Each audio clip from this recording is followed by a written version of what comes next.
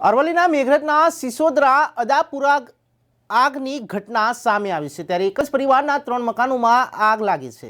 Short સર્કિટના કારણે આગ લાગવાનું હોવાનું અનુમાન સામે આવ્યું છે ત્યારે આગ લાગતા અનાજ કરિયાણા ઘાસચારો સહિત તમામ ઘરવખરી બળીને ખાખ થઈ ગઈ છે। આગમાં લાગતા પરિવારજનોને લાખો રૂપિયાનું નુકસાન થયું છે ત્યારે સ્થાનિકોએ લોકોએ ભારે જહેમત બાદ આગ પર કાબુ મેળવ્યો હતો।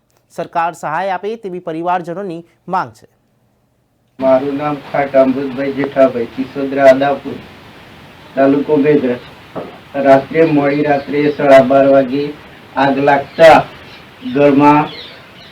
ઘરવાખરું કરિયાણું અને મકાઈ અનાજ બધું બળી ગયું અને ઘર આખો 2 ઘર લાગતા ત્રીજા ઘર માગ પહેતા જાણ થઈ 12:30 વાગે લાઇટના લીધે આગ પડી ઘરમાં અને મને જાણ થતાં અમે દોડી પહોંચ્યા ઉલવા અને સરકાર તરફથી અમને થોડી ઘણી સહાયતા મળે।